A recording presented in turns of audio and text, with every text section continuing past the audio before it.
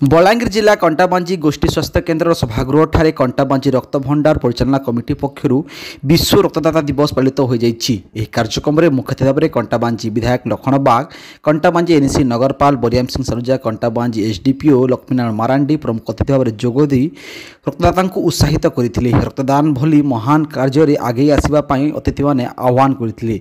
रक्तदान आगे आसी विभिन्न व्यक्ति को यह कार्यक्रम में संबर्धित कर गोष्ठी स्वास्थ्य केन्द्र डॉक्टर कर्मचारी माने सामिल होते। कंटाबांजी अंचल हजार हजार युवक युवती आगे आसी रक्तदान करी अन्य जीवन बचाई मुहर हस फुटेवा अतिथि अभिभाषण कहते। विगत वर्ष में कंटाबांजी विभिन्न स्वच्छासेवी संगठन लगातार भाव रक्तदान कर आसुवा बेले से संगठन मानक विश्व रक्तदान दिवस पर कंटाबांजी रक्त भंडार परिचालना कमिटी पक्षर संबर्धित कर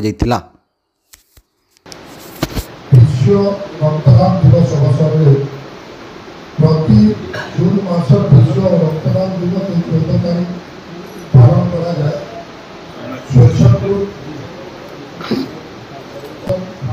रक्तदान आज विश्व रक्तदान दिवस अवसर में कंटाबांजी आरकेसी तरफ सीएससी रे समस्त कंटाबांजी स्वास्थ्य विभाग सदस्य को नहींकि कंटाबांजी यही कार्यक्रम रे उपस्थित मान्यवर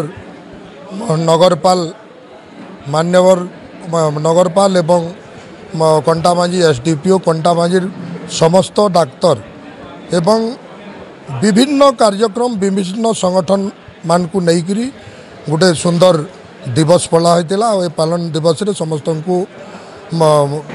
प्राइज डिस्ट्रीब्यूशन करागला एवं आगामी दिन रे मानव सेवा ही माधव सेवा सबु बेले समस्त को मोर गोटे अनुरोध लोकंकर सेवा करिबा लोकंकु रक्तदान देवा जीवन दान सहित समान एथिपाई आशा करुच्ची। आगामी दिन में यही भली कंटाबांजी अंचल रे लक्ष लक्ष संख्यार युवक युवती माने लोकंकर सेवा करिबा पई आगेबे एटा ही भगवान पाखरे मोर कामना।